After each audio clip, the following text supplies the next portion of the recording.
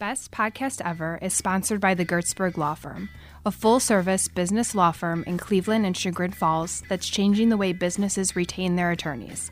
Go to gertzberglaw.com to learn more. While you're there, check out Cover My Six, a complete legal audit of the 6 areas that most often create or prevent business lawsuits and government investigations. Go to covermysix.com to learn how we keep you safe. Enjoy the show. Ladies and gentlemen, you're about to listen to the best podcast ever recorded. The student voice right now is so powerful, and I'm truly, truly inspired by the students that are speaking up and truly using a voice to say, you know what, we can do better and solve this. Hi, Molly Gebler. Alex! Hi, Alex Gertzberg. It has been forever. I feel like it was Oh my gosh. ages and ages ago, right? I think so. I don't even remember, other than that one little brief encounter at Kenston High School or Kenston. Right. I don't know when the last time we've seen each other. This is crazy. I've missed you. I missed you too. We took a little break. We did. After the holidays, just to kind of recoup and get our amazing Stuff together. guests that are going to be coming on. We had to kind of get that redo our lists and stuff. So we took a little break, but gosh, Well, don't do that to me. I know. Don't I do was that. I was going through Molly withdrawal. I know, me too. Well, Alex withdrawal. Yeah. Have you? Let's think back. Has anything really exciting happened in your world? You know, it's always exciting in my world. I think the last time we had a banter was Restaurant Week, which went great. Mm-hmm. With the annual awards, we're redoing our kitchen. Right. You said that, right? Yeah, we're gutted, and of course the cabinets don't come in for another 4 weeks. So you have no kitchen? We have no top cabinets, and it's a lot of microwaving on the floor type of evenings at the Gebler house. Lots of eating out. Yeah. Which is hard because I'm already there. All right. I gave up fried food for Lent. Why? You know, it really was stupid because Fridays you do fish fries. Yeah. Like that's what you do during Lent, and I can't even do. But why fish fried fries. food? What do you have against fried food? I don't have anything unhealthy for you? I think it is. I'm sure it is. I think too much of it is, but like well, occasional you chicken have to nuggets. give up something. You have to give up something. Yeah. So that's what I chose last year. What did I do last year? I think maybe Diet Coke was last year. When is it supposed to get done, your kitchen? Right. We did the demo, which John and I did. It's not completely demo. When you say John and I did, you mean you destroyed your kitchen with your own bare hands? I took down the wall in between the kitchen. I'm impressed, Molly. When we had 1,100 square feet onto our house in Wycliffe, and I contracted the whole thing out. Yeah. So I took down the wall, and then John took down the cabinets. And then we'll do the bottom cabinets in a little bit. And then he has to do like the dry walls because we took soffits down. Yeah. And we have to get the electrical has to be done. And it's a process. So what's the ETA? Probably, I'm going to say the end of March. Wow. Because the cabinets don't come in until mid-March. No kitchen for 2 months. Mm-hmm. That's crazy. It is crazy. So that's a process. Molly, it's a process. Can we give all of our listeners at home an ADD update? What's the situation there? Where did you land on that? Is there? I know you sent me a name that I was probably supposed to contact. Right. But since I do have that, I didn't contact them. I moved on to, I'm sure, something else. I'm good. I got coffee. Thank you. Jillian, do you want to sit down and say hi to our million listeners at home? Although we'll keep that because that's what have a seat for a she's second. Jillian, Molly, is our newest I met Jillian hire. twice, a couple times. Yeah. Yeah, Jillian's a paralegal. Hi, Jillian. Hi, Hi, Jillian. Hi. Do you like your job so far? Yeah, I love it. Where do you come from, other than your parents? That's a good question. I grew up in Willowick. And Oh, I'm an East Sider. Get closer to the Born mic, in though. Wycliffe. Okay. Yeah. So where did you go to school? My parents ended up divorcing, so I moved to Solon and graduated from Oh, Solon. Solon. Yeah. Did you go to grade school in Willowick. what school? Royalview? Really? Did you know Martha Swafield? No. Oh, she would have been your music teacher. Oh, wait a minute. Yes. So you said the first name, though. If you said Miss Oh, Mrs. Swafield. Yes. Oh, that's my Maybe aunt. more. Oh, that's awesome. That's my aunt. Yeah. Do you guys want wine? She's the music I'll have a teacher. Have some wine. She's a music teacher. Yeah. How funny. Jill is killing it at the Gertzberg Law Firm. Yeah. Killing it. I don't think I could call myself a paralegal, but I worked at a law firm for 5 years. Okay. So I'm familiar with probably everything you did, because it was just a one attorney law firm. Yeah. You know, it's funny. So there are 13 of us here, right? And for the last, you've been here like a month, right? Like a month and a half. Month and a half, right? So say from like November through January, somebody had broken off the handle of the refrigerator, right? And for like Mike 3 Callum. months, I don't know who it was, I'm just but going to throw that out there. so we jerry-rigged it by just taking some tape, right? It's like duct tape. Yeah, Of course. but you still couldn't use it to pull the fridge open. It was just there Just for looks. just so it didn't like swing wildly, right? Uh-huh. And so Jill, on her first day here, takes the initiative and Jill. calls. Who'd you call to get that thing fixed? I just Googled the part. Like, I looked up the part online and ordered it. See Look that? at that. Isn't that crazy? And then you did it yourself. I tried, but I'm not that skilled, so then Mike helped me put it Mike, because he felt guilty for doing it. possibly. It all makes sense now. Since we're talking about buying stuff, Mm-hmm. I have stumbled upon this Nextdoor situation. Oh, yeah. Right? Which you've been on for Yeah. a while.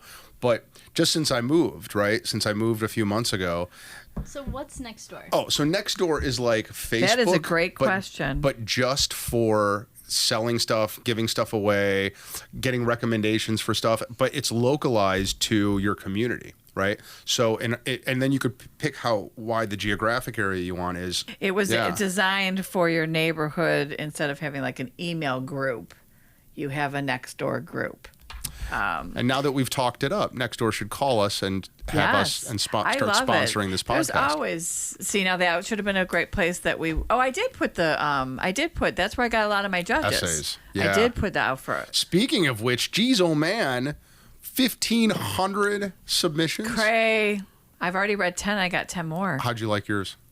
You know what? It was there was a couple. Can I say any topics or no? Yeah, say what they are. Okay, so there was They're all submitted already. There were some great topics. One was body image, which I thought was brilliant. That's a great one. One was a lot of them were kind of gun related, but more going into the reason, which Yeah. was stress, and that we need to have a class for stress. yeah. Which is just very interesting. One was taking a nap. We need to let the kid. I'm like, are you kidding me? Maybe go to bed. Stop being on your. Oh no, I totally agree with phone. that kid. Yeah, but be a parent and have your kid put his cell phone away at 9 o'clock so that he's not on a cell phone underneath the covers till 3 in the morning. Then he's not going to be tired during the day. Trust me on that. Can I tell you something, Molly? You could try. There is 10 million years of Homo sapiens being chased by saber-toothed tigers around 3 in the afternoon, right? When they needed, until 3 in the afternoon, which was when the saber-toothed tiger took naps, right? This is true. There's a lot of science behind this. This is your boss. Listen to me. The reason that we all, what evolutionary biologists have concluded is that for millions of years, right? After lunch, that after lunch period is when predators took naps, which is why humans took naps around those same times, right? Because they didn't have to worry about getting eaten.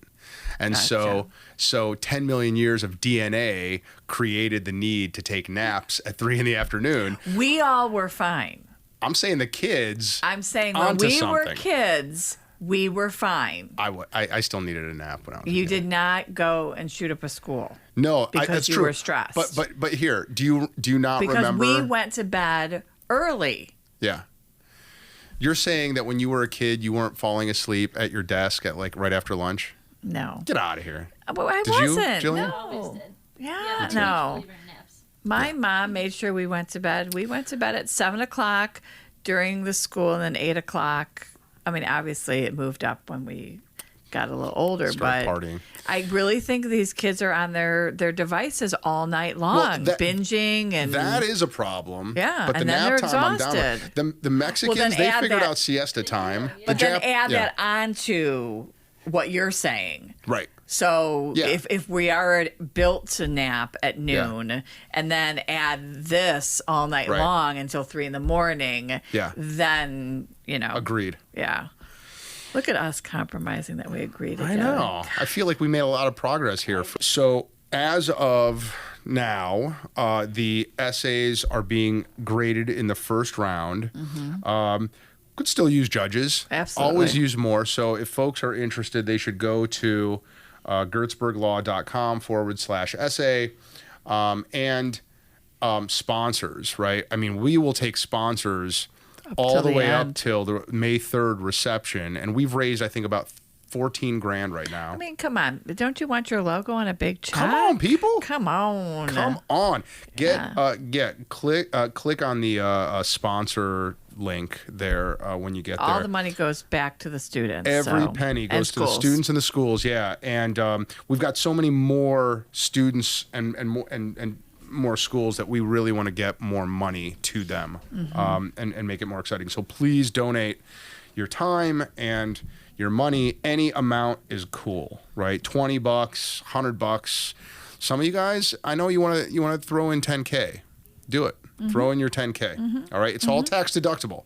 Yep. We formed a nonprofit, 501c3. So donate. Anywho, speaking of schools. Yeah. Good so- segue. Yeah, this is a real catch. So we better let Jill go. So I will thank you for both joining for Thanks, us. Jill. We You're appreciate your welcome. time. So this is a score tonight. Our guests. I think we've got like this is the first of probably a coming, series people. of major scores. Bob Hunt and Nancy Santilli, and they are the superintendents of Chagrin Falls High School and Kenston High School, respectively. Yes, Bob Hunt is the superintendent of Chagrin Falls High School, and they swept the essay contest last year. Yeah. Just in case you forgot, Alex Kurtzberg. I didn't Swept. because you keep reminding me every time you see me. Swept. And I guess they're superintendents of the entire school district, not just the high school. Correct. Yeah, Correct. Yes. Yeah, I am really excited to have this conversation for a couple of reasons, Molly. One, I think one, this gun safety, school safety situation could not possibly be more timely and more intense, sadly. More sad. And more sad, yeah. So we're going to talk about that. We're going to talk about a lot of really important topics. But I was thinking about it, Molly.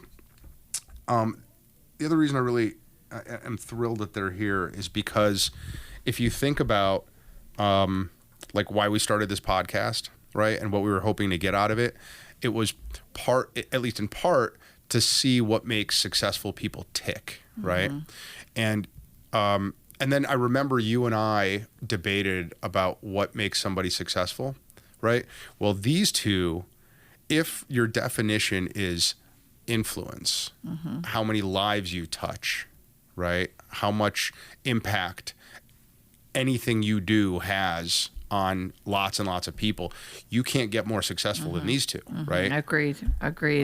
Yeah. And they're just really embedded in the community. Yeah. You know, they're superintendents who really, and my kids went through Chagrin, so I can tell you firsthand that, they're there for any parent with the doors, wide open for anyone that needs them. Yeah. Usually you think of a superintendent who's so high up and they, Right. You don't get to talk to them, or they have people, and I don't find that with these two. Yeah, no, I think that they're super accessible. We need to bring them in soon, man. I know they're going to leave. All right, well, let's do that. Let's go get them. Okay. All right. All right.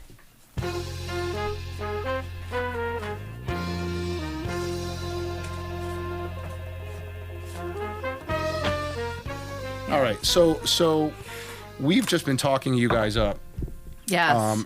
And the last thing that we said was how You've already started? yeah. Oh, we banter back and forth. Yeah. We talked about my kitchen being remodeled. Yeah, we do the Alex and Molly before we go into you.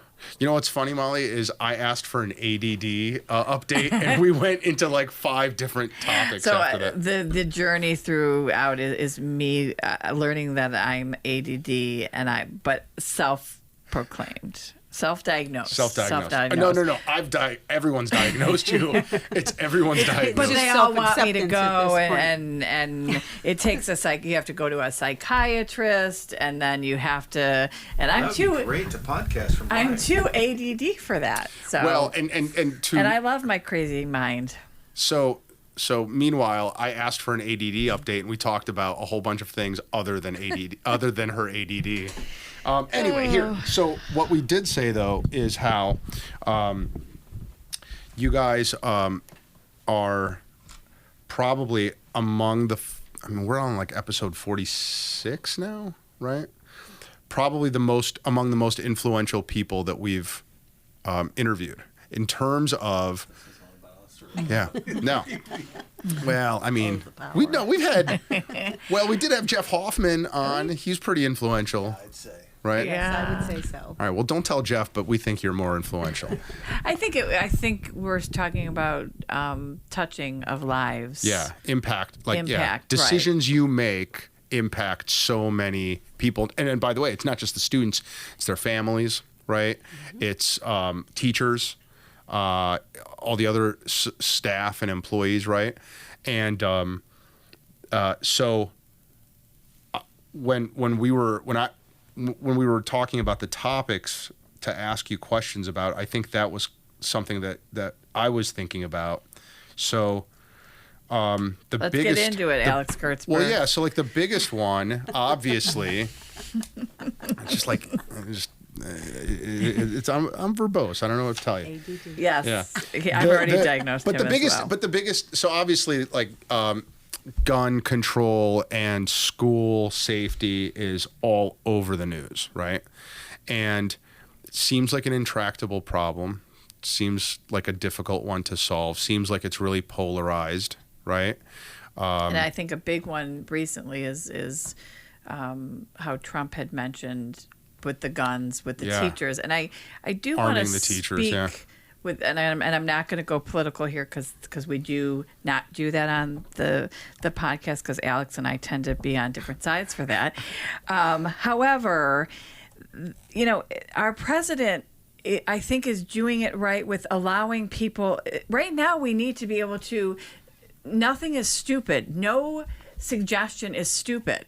I think he should be. I think he shouldn't do it in front of the camera. But I think having a dialogue with parents and teachers and everybody, and I think people should be able to make suggestions. And Molly, I think that school safety certainly is multifaceted and it's multi-layered.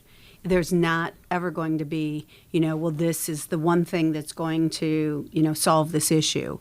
And so from at least, our standpoint, we look at the layers that we put in and, how do we do that on a daily basis to maintain that school safety? Right. So it's not just, the SRO officer or, a barricade on a door or whatever. Right. There has to be a whole multi-layered doesn't it prevention, come from dialogue, communication. Yeah. Yes, absolutely. What's the dialogue you guys are having, and what are you guys hearing from students and parents and teachers, and then So- what's your opinion about all of it? So I may be in a little different situation than Bob Hunt right now.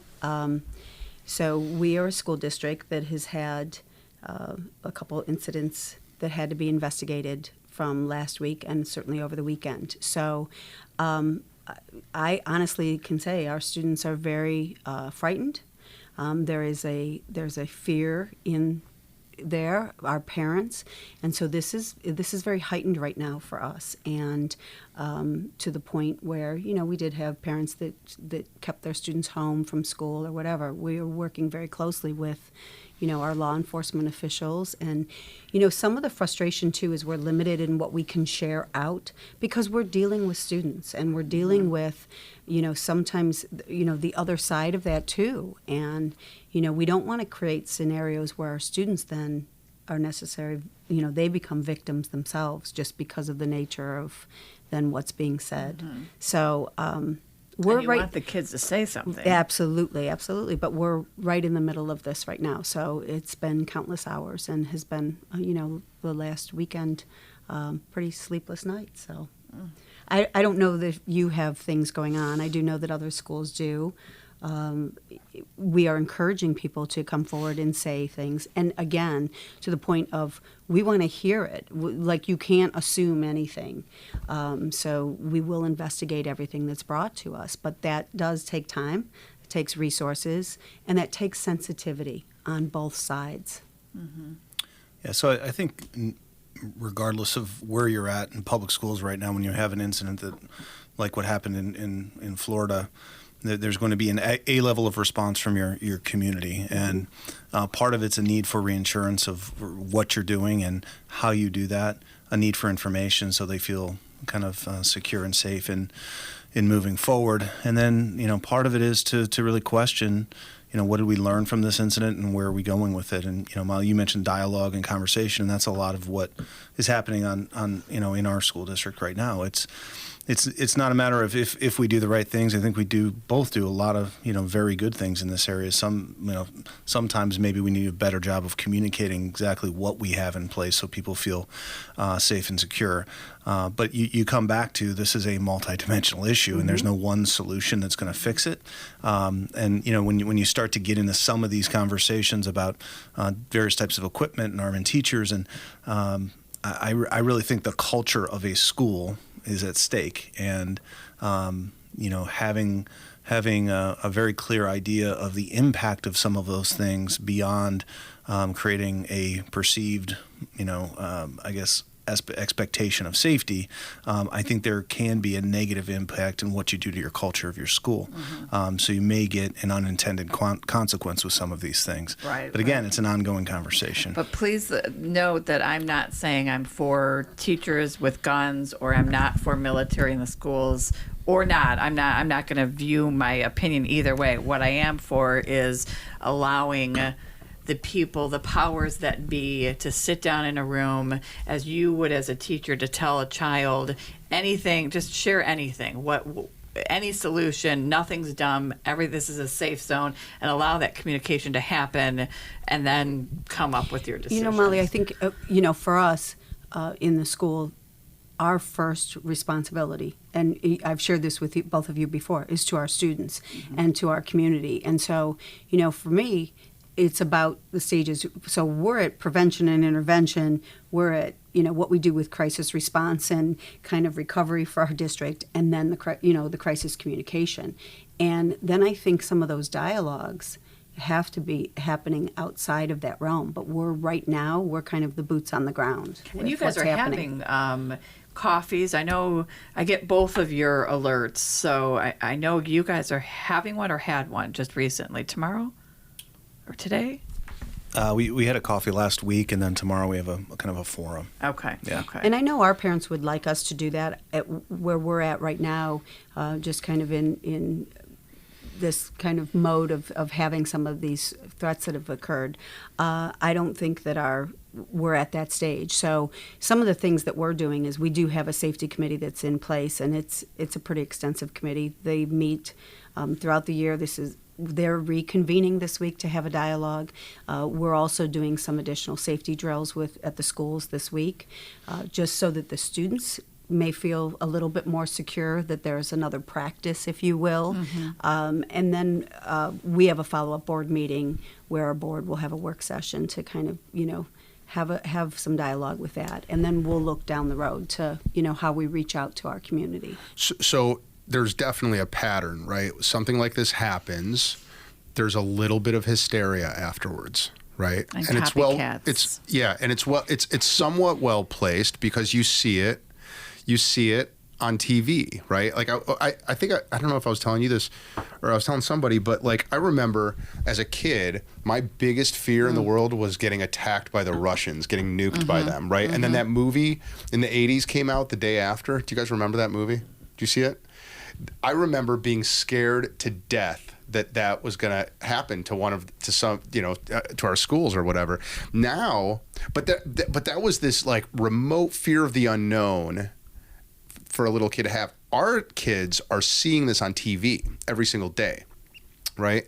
And so are their parents. And so I think that there is a more heightened level of hysteria, might not be the right word, but like just worry and fear, chatter and accusations. And so I wonder if you guys can talk about in terms of communication, like Molly was talking about, in terms of having those dialogues and discussions, after everyone gets stuff off their chest, which I think is a big part of it, right? Like, what's the next move after that?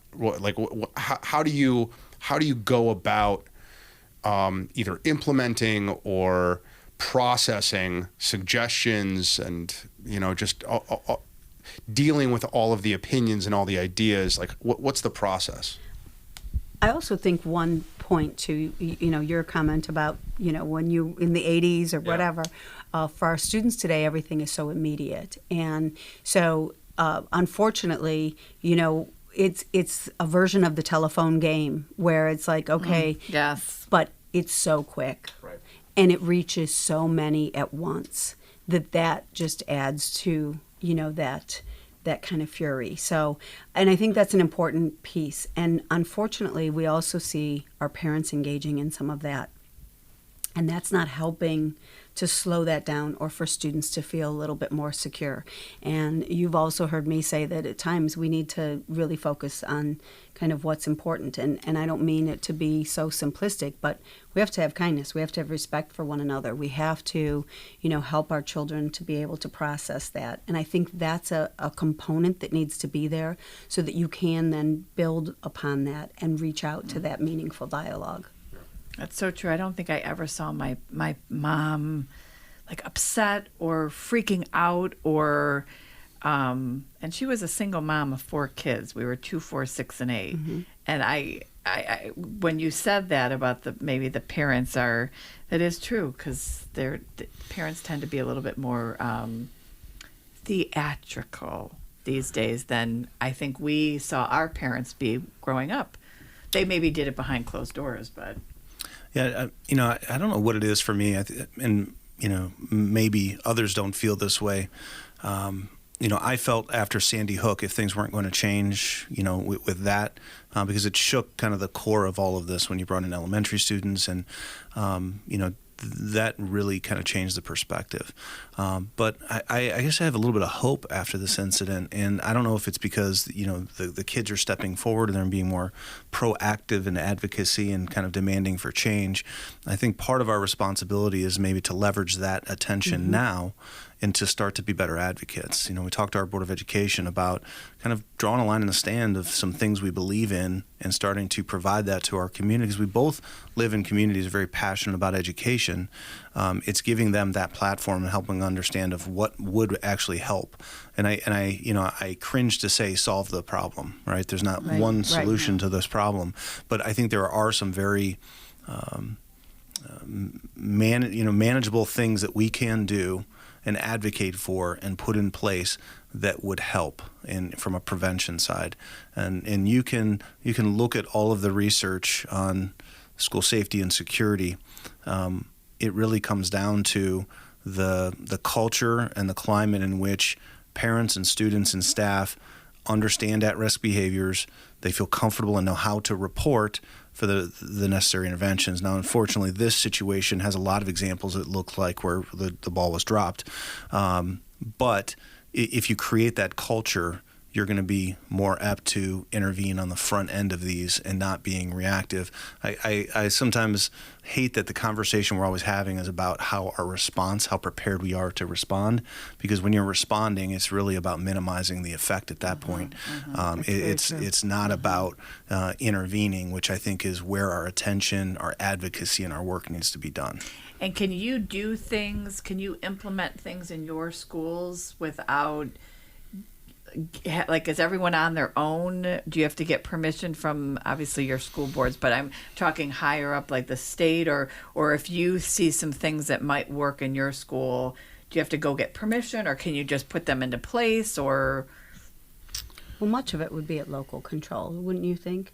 Yeah, I mean, a lot of it's local control. A lot of it, I mean, there's state-mandated emergency crisis plans that have to be submitted and trained. I think when we look at kind of where we direct dollars from the state level, you take, for example, 3 years ago, they gave money to safety and security. Last year, they gave money to lead fixtures. It was the thing that was out there. I think a lot of schools, from a capital improvement standpoint, could improve their facilities and help in that regard. So I think that's one aspect that you could advocate for. But I think the other side of this is not only in schools, but community mental health. Like the screening, the ability to screen, and the ability to push people into services and support.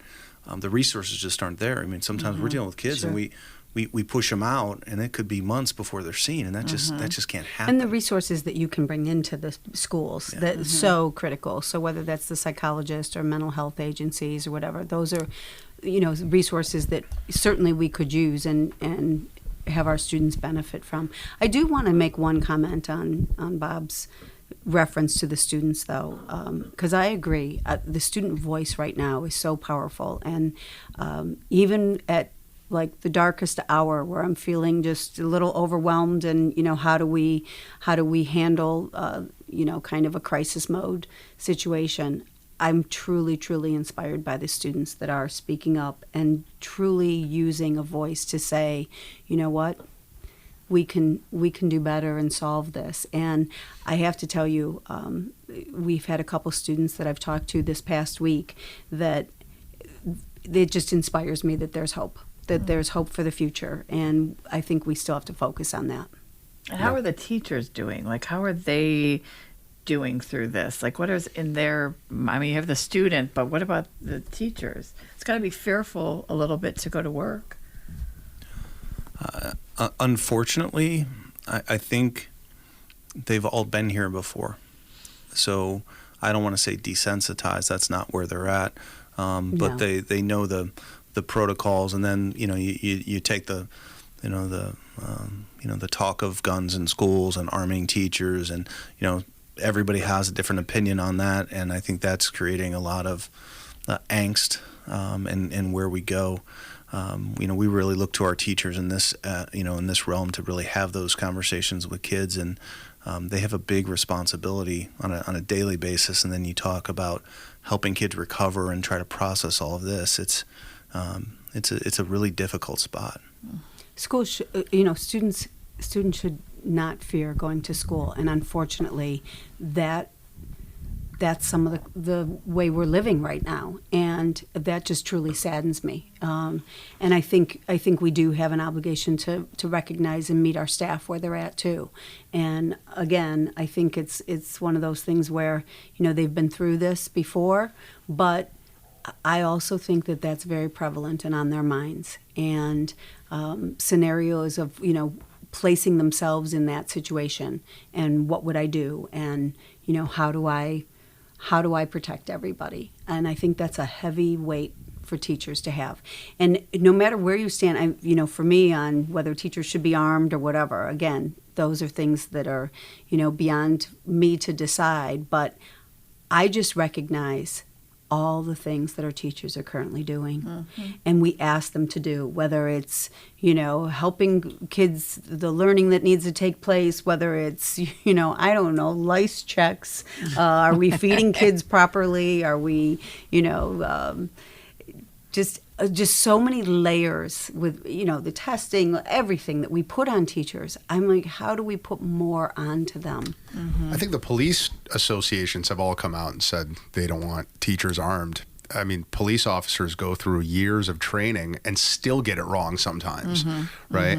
And so I think you're right, Nancy. I think that they are asked to be thinking about all these other things all the time, asking them to think about when is the right time. Oh, and then I heard one congressman give this answer that the question was, well, what if they shoot a kid by accident? And his answer was, it's not funny, I shouldn't laugh, but his answer was, well, if one kid has to go down to save like 40 others, then, right? And I was just sitting there with this guy is a congressman, this is a legislator, and he's making that calculus. He's making that analysis to arrive at that conclusion. And I mean, it's good to hear it vocalized, to hear how his process, how he reaches his conclusion, but that seems crazy. Well, and that goes against the grain of educators, I think. Right. In terms of their heart and what they put into that, that would be terrible for them. So a big topic on Facebook, which of course is where we get all our news, right? All our true news. Was recently here in Chagrin was about the special ed classes, and do they have special, do they have to be looked at a little bit differently because some of these students can't get in a closet or don't comprehend to be quiet, or so will there be, and I think some of the police chief had reached out and said that they were maybe working with you guys on that, but I think that was just something that I just never would have thought of. My daughter is in special ed, and she did mention that, because I said, do you have a plan, because they had a threat last week, and she said, I can't really, I mean, I have a plan, but I can't really have a plan with my kids because they wouldn't be able to, but so they're working on that and looking into that. Yes. Yeah, I mean, I think that stemmed from a conversation about actually how is the police force prepared to interact with special needs individuals, and it kind of spiraled off into the conversation about schools. And I think it, the point of how we approach those incidents now kind of speaks to how that's dealt with. And it used to be a very scripted, everybody locks the door, everybody sits down, everybody kneels. It doesn't matter where the threat is or what's happening. And we work with our staff in more of an adaptive response now. So, you take that concept and you put it into a special education environment, your adaptive response may be different because of the needs of those students and the way they are reacting. Where, so we try to, and we spend a lot of time and energy working on assessing where you're at, what the situation is, and obviously if you can get out with kids, that's the first priority. Whereas 20 years ago, Columbine-ish, it was all, doesn't matter where the threat is, lock your door, turn off the lights, and get under desk. And we learned very quickly that's what we trained people to do, and unfortunately people sat there and got shot. So that the approach to how we train and ask our staff to think is completely different. And I think the police officer also mentioned in response to that is, when they're coming in there, everybody is a suspect. They're coming in that school and everybody's a suspect. So, they're not thinking and don't have that time to be thinking, how old are you? What color are your eyes? I mean, they're... Well, and it's an evolution, and it continues to change. And it used to be police show up, secure the perimeter, wait for SWAT. SWAT will go in. It used to be after Columbine, it was they would go in threes, so they would kind of form a triangle and go in. And now it's evolved to first person on the scene goes to the threat, ignores everything else they see and the needs of others. They find the threat and they address the threat. And, what's interesting is, we go through training videos and some of the scenarios, and we've actually done, actual drills with our local police department during the summertime, and staff members have engaged in those drills as well to go through how those responses would be. But we also have to be aware of the impact on our police force. This isn't a scenario where we have unlimited resources with our police officers either. You know, when you think about the magnitude of what's happened in some of these areas, that's very frightening. And we've learned a lot from our neighbors right down the street, unfortunately, with regards to what really is involved in those types of scenarios. And the resources immediately aren't always going to be there. It may be just a handful of officers. So you guys are educators, have been for long time. Long time. Real quick years. 20-something. And 35 years. that's a long time. And by the way, today is my birthday, so that's I right. trump Happy him. birthday, Nancy. Alex Gertzberg. Damn So us. No, because I'm suck. actually We knew that. you know, celebrating with you tonight. So we're so not I'm very probably good the hosts. oldest I'm in the sorry. room. We should have had like a whole spread No, here. that's why I brought you my favorite sugar Yeah, treats she today. brought gifts for us on because her of your birthday. because sugar is a good thing on days like today. Happy birthday, Nancy. Happy Thank you birthday. for spending it I'm with just us. pointing out that I am the eldest in the room. Oh my goodness. It's a fact. Here's so the question is, right?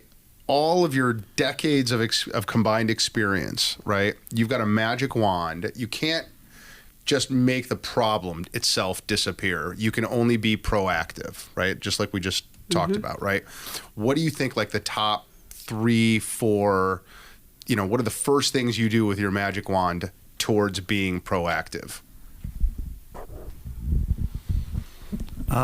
You know, I talked to our Board of Education about, 2 or 3 things. First of all, we focus on our culture and working with kids and creating environments that are welcoming, where they feel free and comfortable expressing themselves in time of concern. I personally believe that's the single greatest factor with school safety. It's the ability to have clear channels for parents and students, and they feel comfortable reporting concerns to the appropriate people. So that magic wand is a culture piece. The second is to have the appropriate funding at the community level to train the appropriate people to screen for mental health and provide the necessary supports to do so. And then I will go on the rogue side and speak more as Bob Hunt. I think there's an element of common sense gun control that has to be part of this conversation. And if you're giving me the wand, I'll just take care of all the politics and thoughts. And we do some things that just make sense. And for me, I agree with Bob. The culture, having the resources, especially, with agencies or resources within the schools that can help. But I think for me, it's also, I go back to it is also a spirit of collaboration with our community. There is not a one, thing that can fix that. Like I can't do it alone. The teachers can't do it alone. It takes everybody being very aware, talking to their children, teaching again. A good friend of mine said the other day that you have to, that students need to be taught to in order to be able to ought to.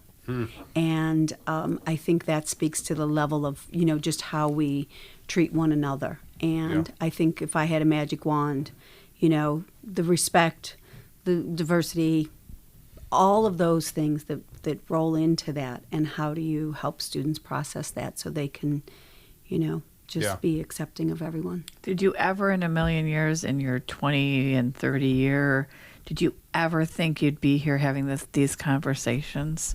I mean, what was the biggest threat 20 years ago to your staff? As I said, to your it students? saddens me. It saddens me for to. anybody that's in this, and breaks my heart that students can go to school and maybe have that in the back of their mind, or that we even have to do the types of drills we do to prepare students. I don't know what the biggest thing was. But maybe that's a little bit. I've been around here, so it's memory loss. I don't know. I don't remember. I don't remember having these types of conversations or issues that really weighed on my mind as a child. So. Yeah, I mean, the reality is it's a much more complex world for our kids at a younger and younger age. They have access to so much, via their phones. So much of this is happening outside and around the schools. So I remember, situations when I was in school way back when, but just the complexity of the way they share information, the way things can escalate so quickly makes it a very different place. And I have a daughter who's considering, Molly, you mentioned your daughter in education, and it's just a really challenging place to be now. Do you see less people going into education? I think by and large the numbers are dropping if you look at nationally, you start adding things like guns and things of that nature. I think you're going to start to see a different person going into the profession and coming out. So yeah, it's certainly administratively, right? Certainly, yeah. All right. By the way, it's still, it's crazy to me, the disparities that we have in how much emphasis and fame and money we pour on like athletes and actors, and how little we pay teachers. When you look at how much influence they have on people's lives, which is the segue I'm going to go with for the school funding question, right? Oh, okay. So you go back to taxpayers, right, for money. I don't know if routinely is the right word, but it's periodically, right? And then you always have that one parent that you hear about, my taxes keep going up, and I didn't we just have a school levy, and thoughts on well, their funds? taxes do keep going up. Ours keep going up as well. Right. So we certainly understand that, and I guess for me it's again what do we value, and it's unfortunate that that's the way our funding system is set up. If I had the magic wand, I'd like to change that. Yeah. But it is unfortunate that we have to continue to go back, but we have to do that to meet the needs. So we talked about, and I think I'll back into this answer. We talk about how education has changed, and if you think way back when it was, reading, writing, and arithmetic, now it's mandates. I could list on and on and on all the mandates. Then you throw in a situation like school safety and security, and don't you want an SRO, and don't you want mental health, and don't you want metal detectors and someone to monitor every of those doors? Money. So all of those things, add up over time. And I think, at the most basic level with our school funding system is everyone needs to understand is there's a perception that as property values grow, well, naturally, school districts are getting more money, and that's not the case. The way the state of Ohio law works is essentially when you pass a levy, you're capped in a certain amount, and it doesn't matter how much growth in terms of the value of homes, the school district gets the same amount of money. So just from a basic business perspective, costs of doing business rise over time. You can only get at the same amount of money. You're forced to go back to your community, and that's a really difficult thing to get taxpayers to understand and wrap themselves around. And really that's the way and the reason why we keep going back. There's something called House Bill 920 that came in the late 1970s because inflation was going crazy and schools were getting more money, that they basically said that can't happen. That's taxation without representation. So they put this cap there. So costs rise, we get the same amount of money. At some point in every district, it might be 5 or 6 years in Kenston. It might be 4 or 5, just depending on needs and where we're at with our financial positions. Every school district in the state of Ohio is going to have to go back or cut. That's the reality.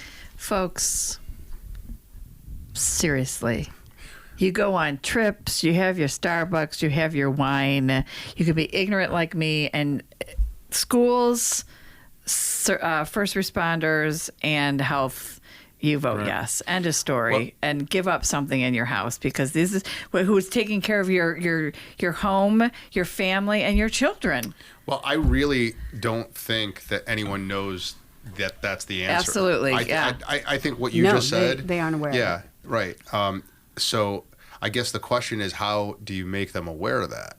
Right. I think Bob's probably said that 100 times in all his different talks. Or do you just accept the fact that you just will always have the peanut gallery? You'll always have somebody complaining.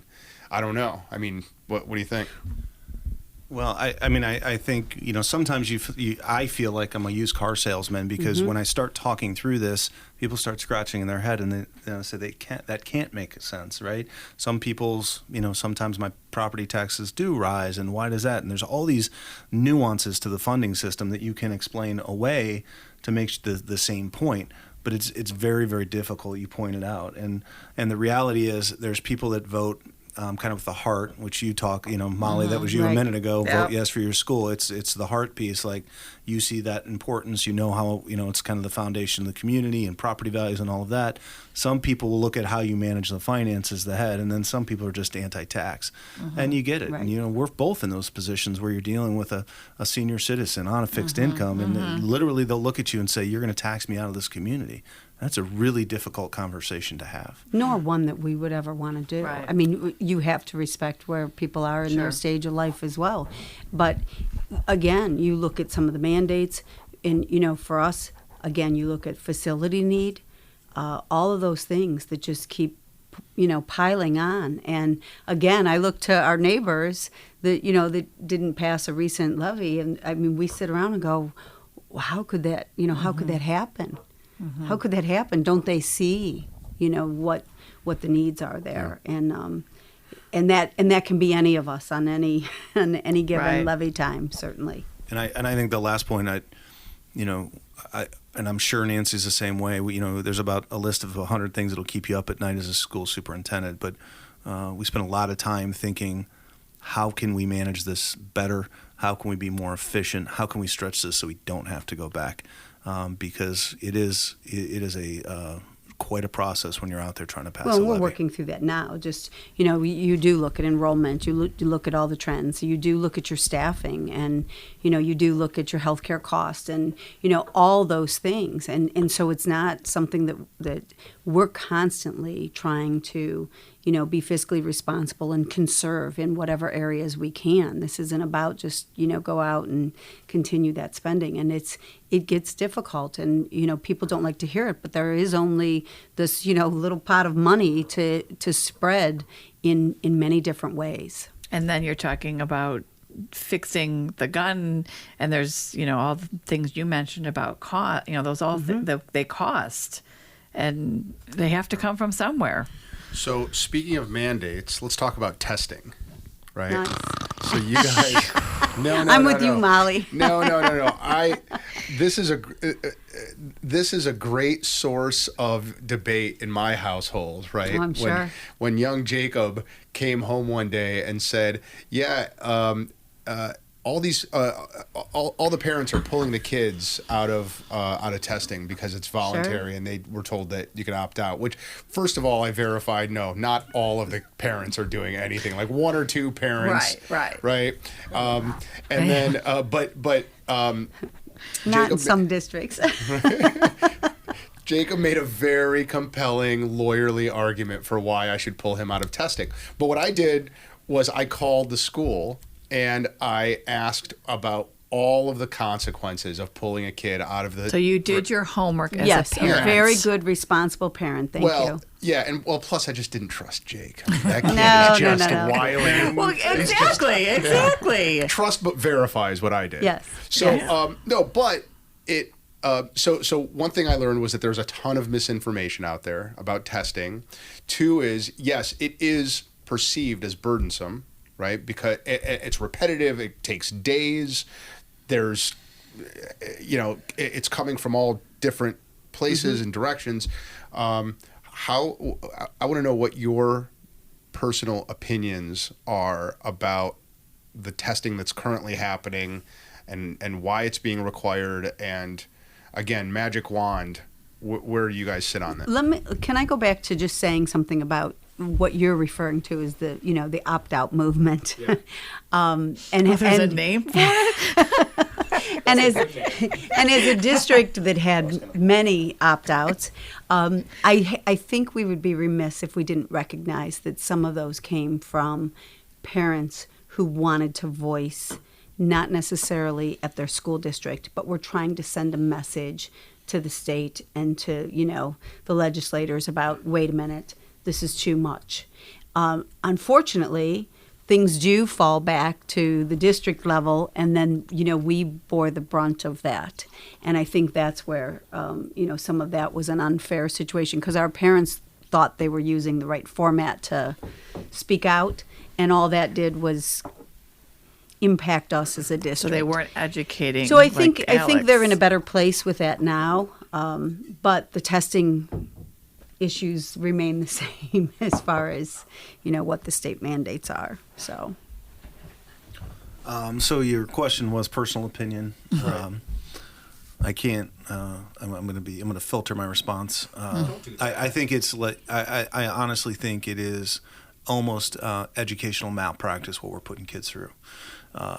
The amount of testing is ridiculous. The amount of time it takes away from instruction, the amount it's driving what goes on in the classroom right now. The pendulum has swung way too far, and it needs to come back the other way. And the stress it causes for Absolutely. both teachers and students. Absolutely. Which is evident in your essays, FYI. Oh. So Wow. the other piece of this is we set ourselves up. You have to look in the mirror from an accountability perspective. We walked ourselves into this problem. So if you're giving me a magic wand, I think we do owe it to our communities to have a level of accountability.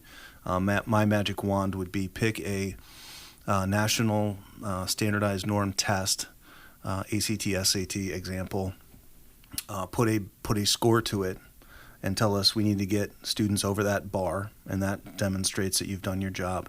And if you've done that, if you do that with your students, leave us alone. Mm-hmm. Because at the end of the day, if it's college career readiness and that's the goal, leave us alone because we got them to where you want it. And if we don't hit that, then scale in some of these other tests along the way as maybe indicators of progress or areas in need of improvement. And let That's our how I teachers use my do magic the wand. Without getting assessments. deep, because it came a little bit. I'm thinking before my kid was, like, I think my kids were gone, kind of, sort of. So I'm not 100% familiar with it. If you could dumb the explanation down of what what this testing is, what is it? What is it? I mean, obviously it's a test, but are they taking it for a full week? Like, what is the? Mm-hmm. Well, we could go How many through every years? grade level, and we could tell you it'll change next year because they always change it.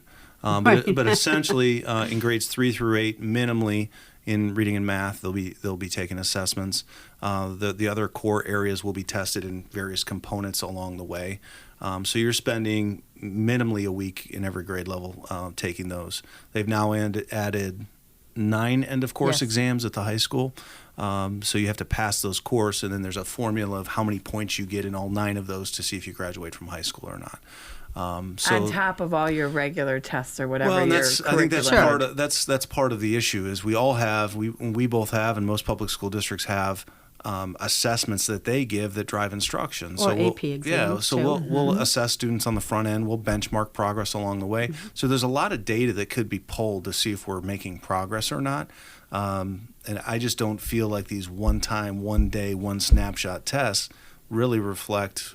Well, in one snapshot. I mean, it's one snapshot for a child. And I think, again, and you've heard me speak over and over, we deal with the whole child. And so, what do we value? What's important? Just a little funny story is I hold a cabinet meeting every week. And so members of, the board office team, are together, and we go around the table, what's on your plate? What are you looking at this week? And kind of, take a pulse. And there's one person out of our curriculum office every single week that it says, well, we're getting ready for testing. And it's like we kind of just bypass over it every time because it's like, yeah, that's what you say every single week. And when did this come out, and what was the purpose for it? What did they hope to gain from it? Like, how many years has this been going on? So it's been an evolution. Yeah. The first 9th grade proficiency was way back in the 90s. And it was one test in 9th grade. And it's moved all over the place. Then it went to a 10th grade OGT, which maybe your daughter would have taken. Right. Then it pushed down into the elementary schools. Where's the Iowa? That's what I remember. Yeah, that's being, in the elementary. Yeah. Growing up, the Iowa test. And that's the other thing. It's gifted identification and gifted testing.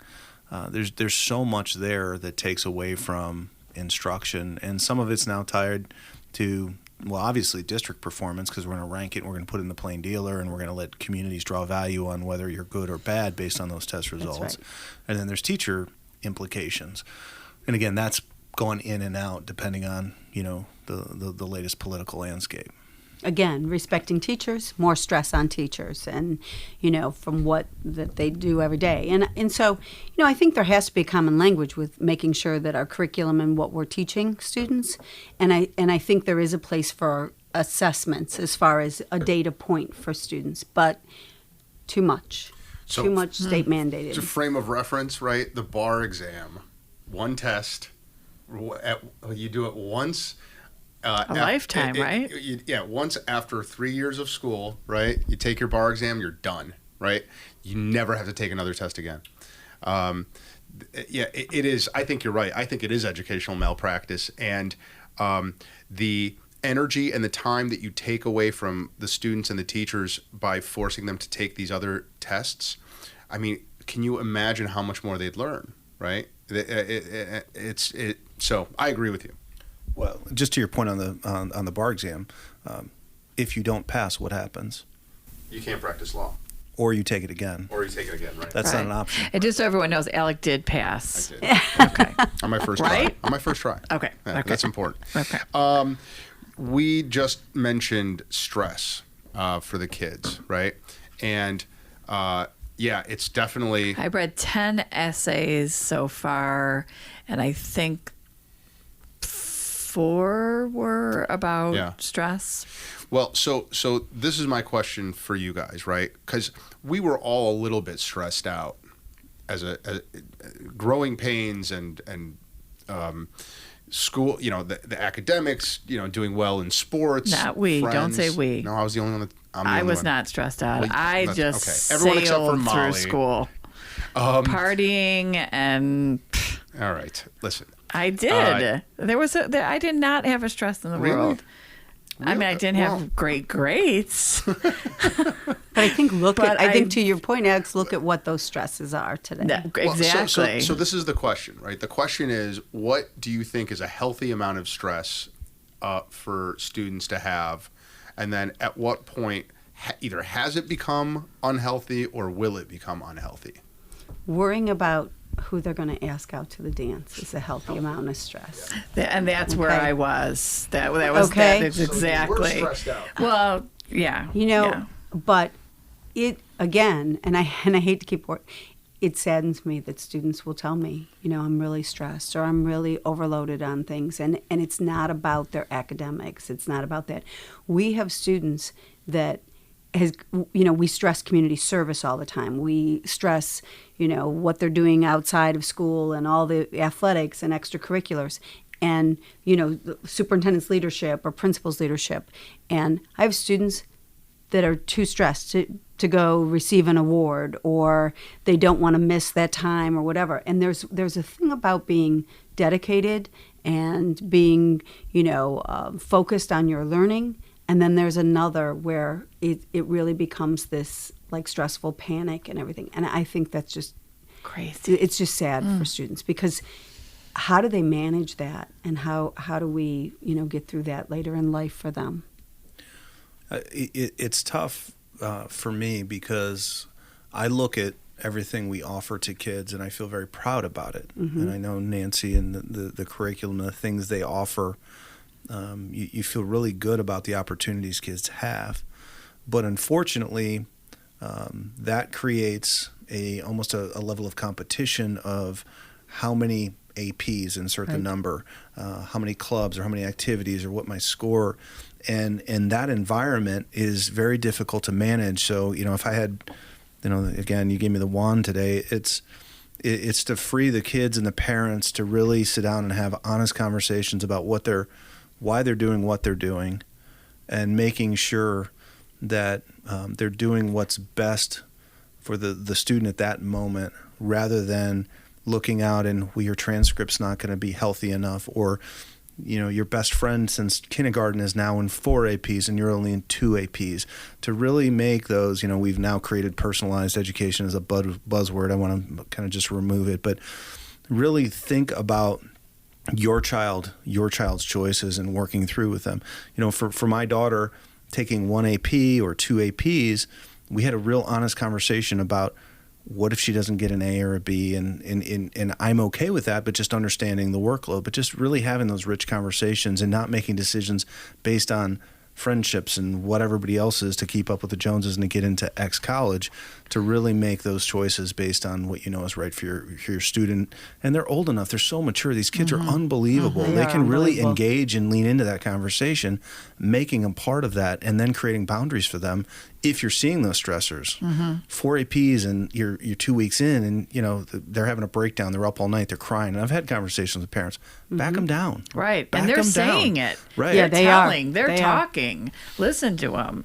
And what the counselors, like, how much do they play a role in that ability for a student to come share these stresses more than they're playing getting them into college or making sure their transcript looks good? Do they have an open door policy to allow students to come in and just sit and vent about maybe something that's going on? Are they there for that? Are they more there for making sure that they're getting their college? Can we go back to school funding and mandates? Yeah. Because I think some of our counselors feel like they're almost, quasi-administration in terms of, what they have to accomplish.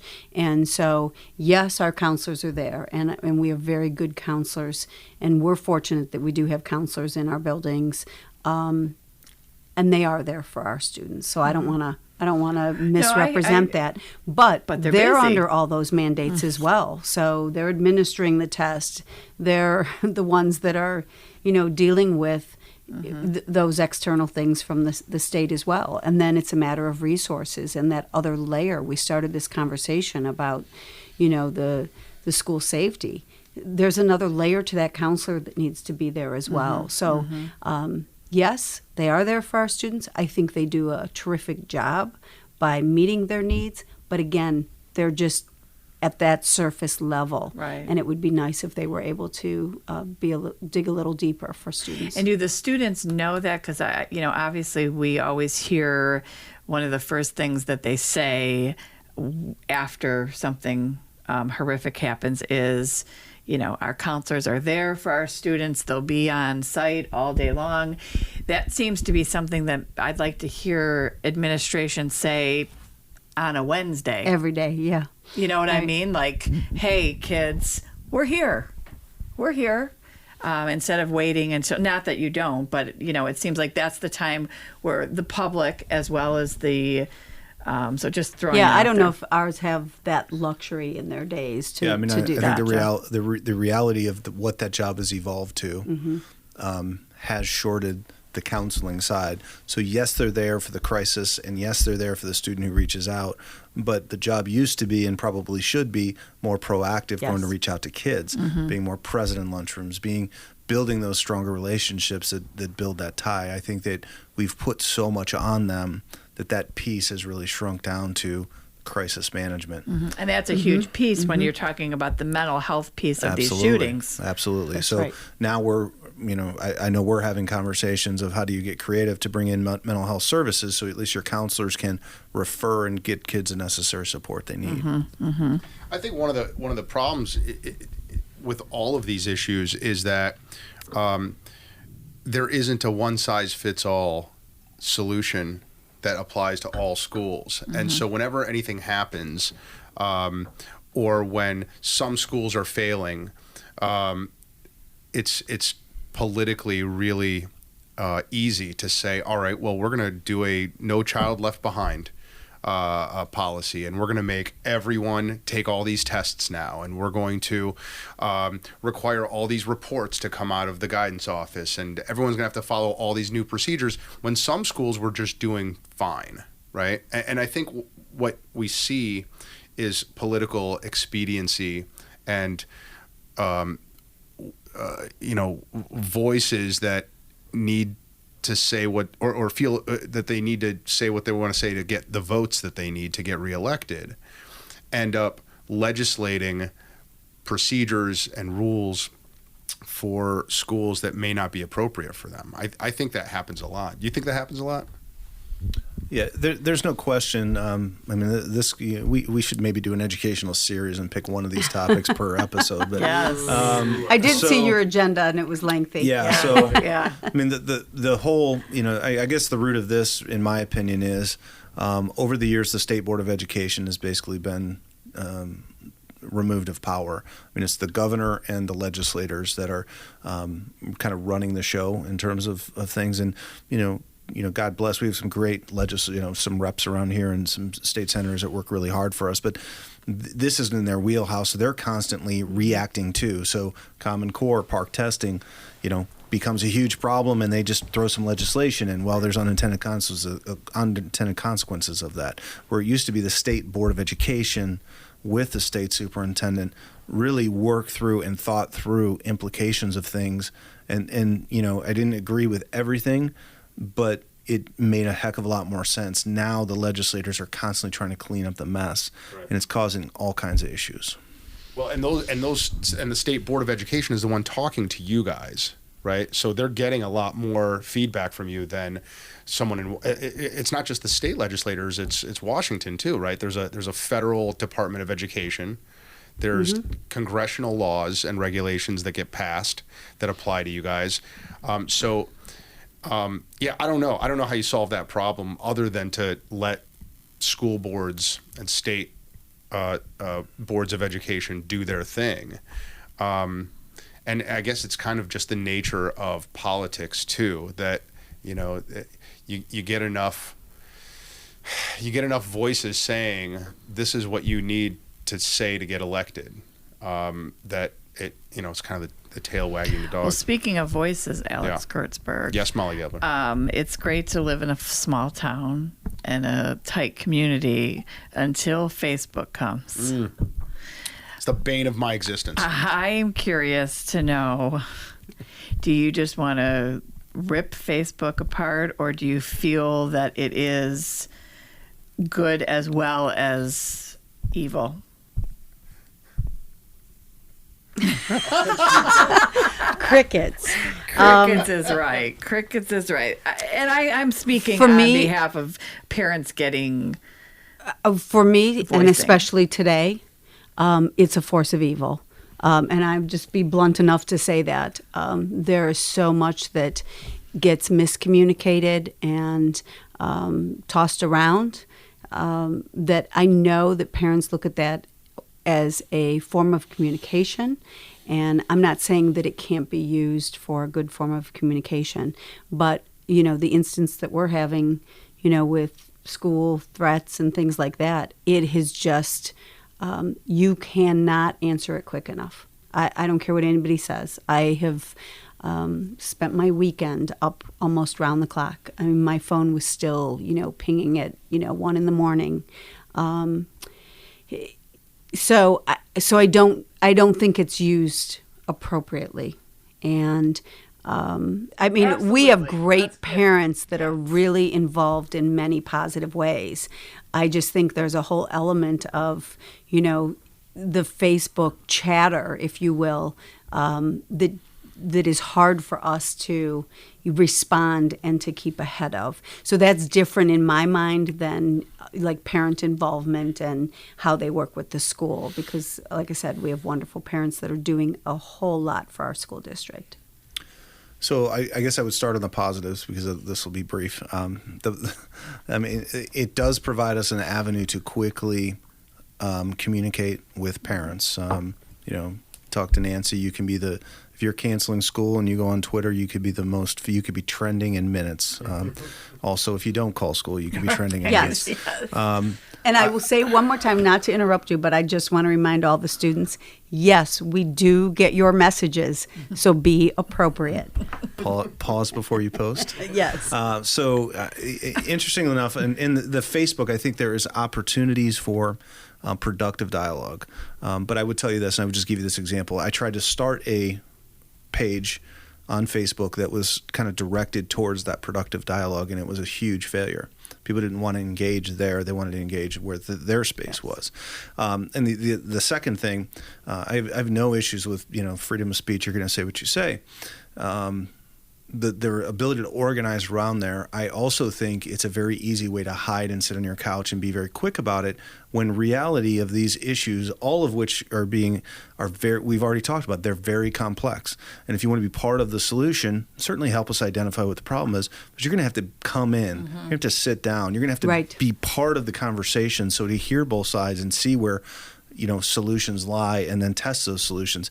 You can't do that in a quick exchange on Facebook. Do you see that? Do you see parent? Because you can see the name. Mm-hmm. So are you seeing these people who are a little bit more verbal than others? Are they showing up at these meetings to make a difference? I don't see the numbers, and I certainly don't see the passion.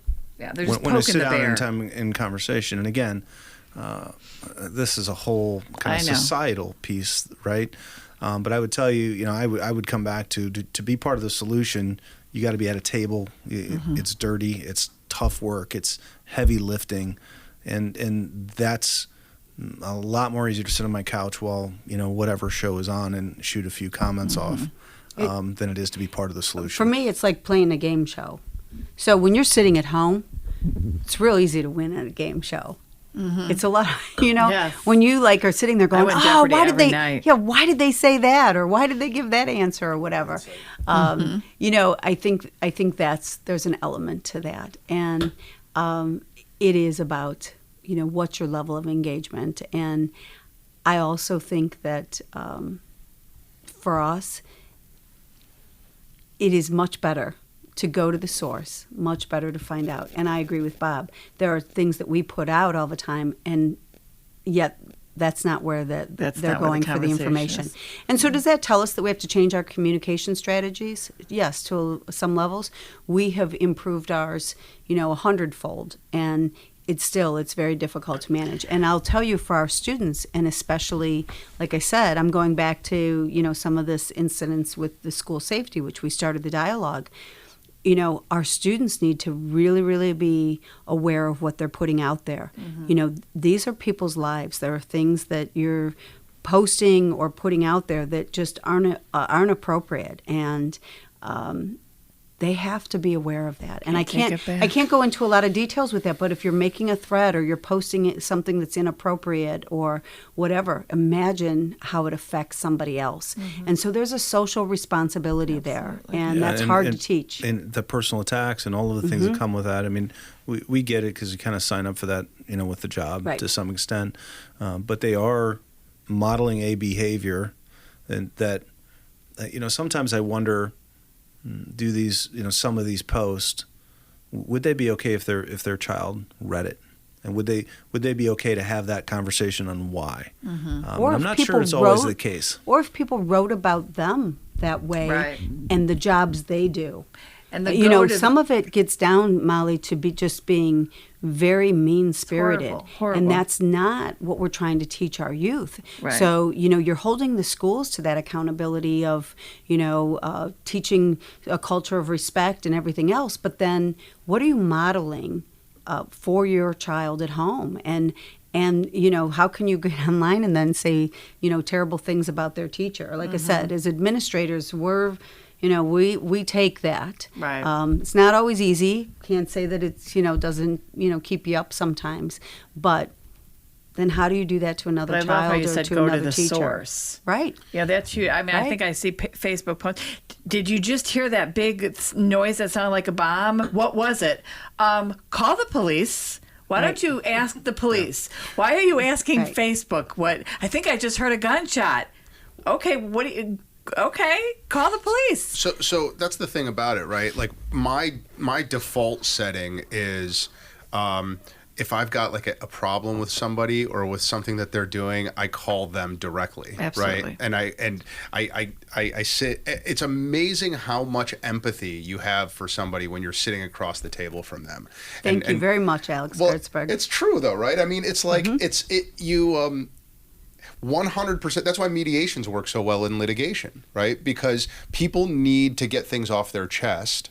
That I get, right? But when they hear the other side's perspective and they're looking at them eye to eye and they're hearing them get stuff off their chest and they're hearing how your piercing words affected them, you're like, oh, I didn't realize that. I get it, right? And it's also amazing how much problem solving actually happens, right? If you've got an echo chamber of complaining and hostility, right? And then so A, that doesn't tend to be productive, right? But B, what makes it worse is then some people don't deal well with managing their own hostility, right? And they show up somewhere and they, just like get really worked up and say, things that maybe they wouldn't say if they were just sitting in a room calmly with somebody. It's just so unproductive. So and you said just now, Nancy, or no, you said, Bob, it comes with the job. I don't have nearly the thick skin you guys must have. Nearly, man. You guys, You're my heroes. And actually, and I'm going to turn this into a question because I want to know how you deal with that kind of stress, right? Like, well, for me, it would be a lot of drinking and a lot of meditating in between drinking. No, that's not true. But it would be a lot of meditating. But you guys have such stressful jobs, and then to have to deal with parents teachers, anybody who may not be able to manage their hostility very well. How do you deal with that? For me, and Bob's in a maybe a little different situation. You keep things in perspective, and I know that people are looking to me to be that leader, so I do take it. Won't tell you that it doesn't, cause me some sleepless nights, or there's times that, you look and you have to kind of build yourself back up. I do rely on my family, and we talked about that a little bit, where you go home at the end of the day and you go, okay, wait, there's somebody there that's going to offer some kind of strength or support. I do look at the students, and I think it's important sometimes to just go, where do I find just a little bit more reassurance that, youth are good. Today, and I will bring this up, unfortunately, I attended the funeral services for our former police chief in Bainbridge, Chief Jimison, who, left a tremendous legacy for many people that he impacted. And, I had the opportunity to see his grandson, who is also a student at our school. And he came up and he just hugged me and he said, I love you, Mrs. Santilli. And, you take that kind of strength when you get those small moments. I also think that as administrators, maybe we should be taking care of ourselves physically a little bit more than we have the hours to do. And then I will say, that Bob Hunt sitting here next to me, that we find strength sometimes in our colleagues. And I know that, I can pick up the phone and get a reassuring voice, or, get somebody like Bob who will say, hang in there. Here's how I dealt with this, or here's what we have to do. And I will give him a little shout out. It was my first year in the superintendency, and probably early on, and the news media was showing up.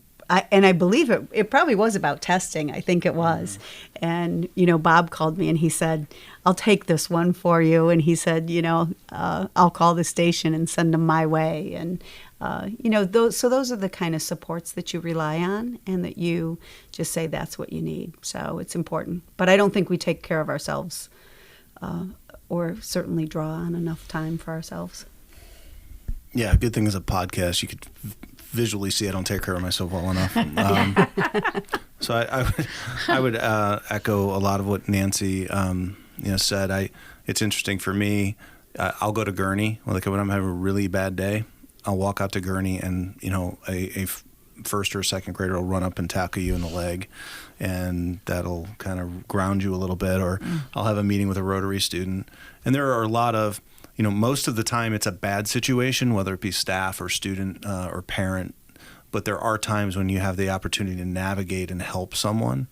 And usually if it landed on your desk or our desk, many people had a shot at trying to solve it. So to bring things to resolution, I get a lot of reward personally out of those those situations. They all can't work out well. They all don't end warm and fuzzy, but some of them do, and some of them are life-changing for kids. So you or even staff members. So you kind of hold on to those moments and to get you through. And the other thing I have found with the school calendar, I mean, we work, year round, but there are opportunities. I always say school's an easy place when the staff and the students are away and on summer break. There are opportunities that you really have to take some time and reconnect and make sure you're taking care of yourself and your family. And I've kind of figured that out a little bit better as I go. You were forced to figure that out. To. Yeah. And I think that's an important thing, Bob. I mean, because I don't know that you always took that time. I think you were forced to, and it goes back to perspective. I think it does keep it in perspective. And when you look in those Hawk's beautiful blue eyes, you gain that perspective real quick. Right. So folks need to go back and listen to the first episodes that you guys were both on, because those were amazing conversations. But my favorite thing that Nancy said, that I've repeated a bunch of times since then, was when Molly and I asked you how you keep your all the constituencies straight, and when you've got you've got students that you've got to keep happy, and you've got parents, and you've got teachers, and the state, and you've got all these people clamoring for your attention, and they're sometimes in conflict with each other. And your answer was awesome. It was, I really feel like I only have one constituency, and that's the students. So your true north is do what is in their best interests, which I think is, that must make it also easier to my last question about dealing with stress, right? If that's your true north, then a lot of that other stuff is kind of like noise a little bit, right? You've got, for me, and then we're going to the lightning round, Alex Gertzberg. Yeah. But you don't remember the lightning round? I think you gave us a pass. Oh, I think you're right. He didn't tell me about it till last time. He surprised me with it. But before we get to the lightning round, we should know who's going to win this essay contest, Molly, don't you think? Please. Oh, I'm sure it's Kenston. Sweep. I mean... Sweep. I know Molly's Broom. looking for the sweep. Broom. What you got Alex, there, Bob? We are a very data-driven profession, right? So we look back, we reflect, we look at what the data tells us, and we then project forward. Interesting. So if we were to look back at data, I would imagine there's going to be a big broom, and we are going to be celebrating in Tigerland. And you and Nancy are going to be taking Bob and I out to dinner. Oh, I like that. Oh, that's nice. No, I'm going to hold on to the microphone, actually. Dinner just sounds will. nice. That's all. I don't care. I don't care. Dinner I sounds think nice. it's at my house by the time I get there. I will, however, simply refer you to the SEC, who says that you have to always tell the investor that past performance is not a predictor of future Thank you, performance. The year before Gertzberg. that, Just saying. too, I think we Just did saying. pretty damn well. Listen. Anyway, all right. So But to answer that let's question, give you a good Chagrin will shout out, win. though, because this isn't about Chagrin. It's not about Kenston. This truly It's a little is bit about chagrin. Well, okay, Molly, but kudos, because we talked about student voice, and this is one way that I think is so important for student voice, and just so appreciative of the Chamber and Gertzberg Law Firm, because I really do think that it has a huge impact on how our students are able to express themselves. Yeah. And let me echo that. This example lies here in our communities. We've talked about how this should be a model spread because it's probably the most effective learning experience for our students. And the competition aside, having them write, having them defend a position. I mean, in your profession what a powerful skill that is. And for you to provide this opportunity, both from the Chamber and Gertzberg, we can't thank you enough. Yeah. You Kudos. can thank. Yes. Yeah. Kudos. Yeah, Nancy, you can thank us enough by having Kenston bring home some. I'm counting on it. I'm counting on it. Are you listening out there in Bomberland, Come please? on, Kenston. Well, it's their job. Okay. The students have done their job. The students, they're all done. right. Yeah. All right, so we have new lightning round questions since last Okay. you both were here. Yes. Right? We've refined them. We've upgraded them. Mm-hmm. All right. I'm going to skip my first one because I think we've already learned what's on their mind. So my first question is always what's on your mind. And I think we've learned, unless you want to say something personal, but I think we've learned that. I'm just going to go to my second one. Go to your second. All right. So my second one is what have you binged lately? Binge watched. Or binge read. Which I just binged Big Little Lies. Awesome. Awesome. That is captivating. So great. Yeah, it's so great. Have you guys seen, it's amazing. That's so great. Everyone should watch Big Little Yeah, Lies. do they have time to watch TV? Yeah. Maybe not. I got nothing. I haven't had time to turn on a TV. Come on, a little binge of no, something, no. a YouTube. I wish. Bob, what have you I watch the binged? news in the morning as I'm getting ready for work. Never watched the news. Depressing. So according to my junior daughter, I'm the last household in America to get Netflix. So we did. Well, let her finally know I don't have it purchase either. that. You splurged for the $7.99 monthly fee? Yes, I did. Thank you very much. And this Not is mine. going to make you laugh, but Breaking Bad is a new thing in my Nice, world. nice. And I actually I haven't, think that's I haven't like, done what, 10 that years one, old or something? but I haven't done Yeah. it. Okay. Gosh, I'm just I'll be texting you tons of different suggestions for your binge. Have you binged anything, Alex? Lately, my deal is I'm not watching the news at all. I'm going on a media fast. But that's not Oh, binging. I No, like but listen, that. but I'm replacing it with comedians Oh. on Netflix. Netflix has really good stand-up comics. So now, yeah, I'm trying to rebalance the add some comedy the in your mood life. Good for you. Well, because I was a big news junkie, right? Like I always had the news on, and it was only after I turned it off. Nancy, stop watching the news. I'm telling you. No, and you're right, Alex, because they say positivity, focusing Yes. on something humorous and Yeah. positive is the best. Yeah. I got to tell you, I didn't realize how negative the news was until I stopped watching it. Horrible. You know? And the thing of it is, too, now with the internet, you can choose the news that you get Sure. whenever you want. So, yeah, it's the... Waco's another one. Speaking of Waco? uplifting. Yeah, it's a mini series about Waco. I won't David be watching Koresh. that. It's very interesting. I'm sure. Very Yeah. interesting. Doesn't sound very uplifting. It's with Tim Riggins from Friday Night Lights. Tim Riggins? No? Yeah. Okay. Yeah. If you were stranded on a desert island and you could only bring one musician's entire discography and one author's entire collected works, which author and which this musician is would you bring terrible. with you? Go ahead. I am not even going to try and be profound here.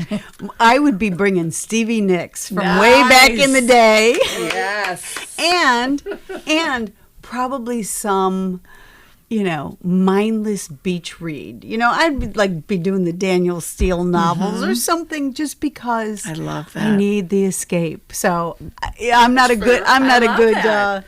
Sense. I And love right that. now, I would look forward to being stranded on a desert island. So my wife calls me the sophisticated hillbilly. So I would have Garth Brooks' greatest Nice. hits for sure. You kind of look like Garth. Thank you. Yeah. The skinny Garth or the chubby? Skinny. Thank you. And then I'm working on a dissertation right now, so my reading is not too exciting. But whenever I go on vacation, it's whatever like murder mystery I can grab in the airport. I grab like 3 of them, so you can insert whatever author, and I would just totally binge read. Yes, right. Molly won't be inserting any authors I because don't she doesn't read. read at all. Sorry, We're it's gonna my change ADD. that. I can't digest it. Since last you were here, has anything really embarrassing happened that nobody knows about? If you recall, I didn't have any embarrassing thing the first time. Should we go to Facebook and ask Facebook what they say? Please don't. Come Come on, something Well, Bob's embarrassing. always got to do something embarrassing. Yeah, my Should wife I would call tell you Shannon? I give you, Yes. probably daily. The only embarrassing thing I can think of, and I would just go back to Friday. We had a booster fundraiser this weekend, and my assistant superintendent thought it would be a good idea if we learned a line dance in preparation beautiful. for the booster fund. And I knocked chairs over in my office and called it quits. So that was pretty embarrassing. Send your videos to Best.Podcast.Ever That is at awesome. gmail.com of Bob falling while dancing. Nancy, you sure?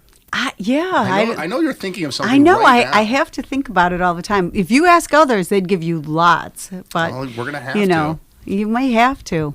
You may have to. Nothing. All right. We'll give it to you. Well, you know what? We'll let you off the hook because it's your birthday. Thank you for that. You're welcome. Thank you for that. And because Molly forgot your gift. All right. This was awesome. This was solid radio. Right?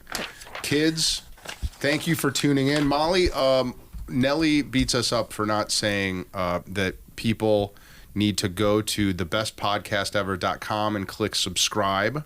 Mm-hmm. And then here's the use of Facebook as a force for good. You go to Facebook, Always. You go to the Best Podcast Ever page, and then you click like. If you're a parent of Chagrin or Kenston, they should sign up for the communications if you have not already, because they're very informative pieces that you get via email from the schools. So if you want to stay and get the truth and get it from the source, sign up. We get a lot of phone calls directly from Nancy, right? Whenever anything happens at that school, there's a message from your superintendent. And there's Nancy calling. There's one going out this evening. There you go. And is there a text? And we can. But is there a text that an anonymous text that For Safe Schools? Yes. Sure. Okay. And we encourage people to use the Safe School hotline, and that's set up by So it's a the phone state. number. Yes. And we actually have responded to some of the concerns this week that were called in. And is there an app or a text type of thing? It's 1-800-SAFER, SAFEROH, and you can call or text. It can be anonymous, but if you do leave your name, then they call back and let you know what happened and how it was resolved. And, we won't sometimes give the state credit, but Marlene Anelski, Representative Anelski, she brought this forward. She made it happen. A lot of schools are paying for like systems. It's free to us, and they do a great job. They contact the police, they contact the school, and 24/7. Nice. We'll get that number up on our Facebook page. Anything for the good of the order, folks? Anything anyone's working on other than Get judging? your annual awards tickets if you haven't yet. When is that? That is March 14th. We have Lee Unkridge as the speaker. And so if you have not gotten your tickets yet, Bob has, but... I'm sorry, Lee Unkridge, Academy Award? Yes. Graduate a couple. Chagrin Falls High School. Thank you. Yes, absolutely. Well played, Bob. Absolutely. Very well played, And Bob. hopefully he will win this Sunday, and he has promised to bring the Oscar with him. Nice. Yeah, so Nice. you want to go to... We will have Bainbridge Police there, FYI. So guarding the prize. The trophy. CVCC.org. Thank you. CVCC.org. And then don't forget about we still could use, I'm going to repeat it, donations for the essay contest, gertzberglaw.com/essay. Anything else? One more thing. Yep. We're selling stars. All proceeds go to the Chagrin Falls Fire Department renovation. Oh, nice. They're $25. They will be, it's a walk of fame. Our event is Oscar style, so it'll be a walk of fame with your name on it. And they'll be all throughout the theater. And all the money goes directly to the fire department. And we're looking right now at giving them a $3,500 check. And it is growing as we speak. So Nice. CVCC.org for there's that as well. literally a star right on our page. You just click it. Okay, good. So your ego is good with everything you've done? Sure. All right. I just wanted to thank Molly, too. Molly, what you do with the Chamber and what the Chamber does for our communities, both of them, amazing stuff. So Thank you. we wanted to take an opportunity to thank you. Thank you. Thank you. Yeah. You're awesome. You're awesome. You Thank all you. are awesome. All right, kids. Thanks for Thank you. Thank you. And happy birthday, Nancy. happy Great, birthday, thank Nancy. you. Thanks, Cheers. folks.